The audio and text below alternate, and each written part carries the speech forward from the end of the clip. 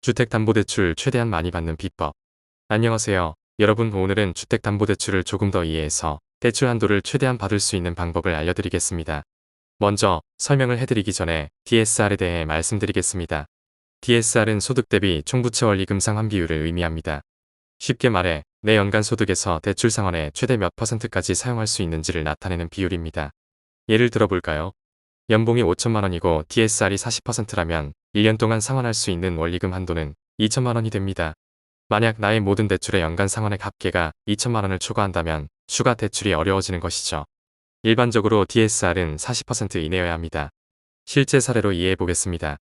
연봉 5천만 원인 분이 주택담보대출만 받는다면 차주별 DSR 40%를 적용했을 때 4% 금리 기준으로 약 2억 9천만 원까지 대출이 가능합니다.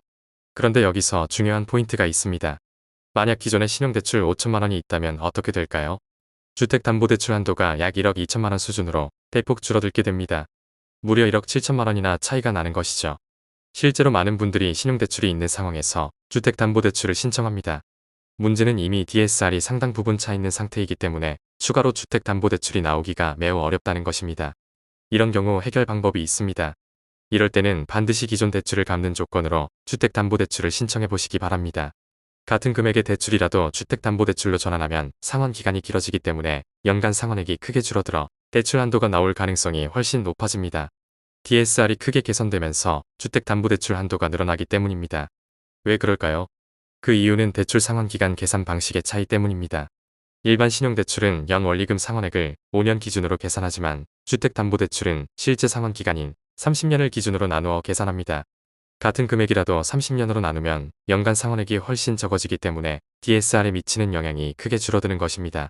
위에서 말씀드린 것과 같이 DSR에서 결정적인 것은 바로 1년에 상환해야 하는 원리금을 최소화하는 것입니다. 이것이 대출 한도를 늘리는 가장 확실한 방법입니다. 구체적인 예를 들어볼까요? 여러분이 1천만 원을 대출받았다고 가정해 보겠습니다. 같은 금액이라도 대출 종류에 따라 연간 원리금 상환액이 이렇게 달라집니다. 신용대출 약 200만 원, 일반 주택 외 부동산 담보대출 약 140만 원, 30년 상환 주택담보대출 약 40만 원.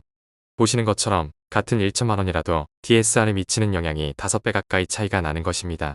이를 통해 알 수 있는 것은 대출 기간을 최대한 늘려야 대출 한도가 많이 나온다는 사실입니다. 여러분께 도움이 되었길 바라며 다음에는 은행 주담대를 받을 때 소득 산정 기준에 대해 알려드리겠습니다. 여러분의 성공을 응원합니다. 감사합니다.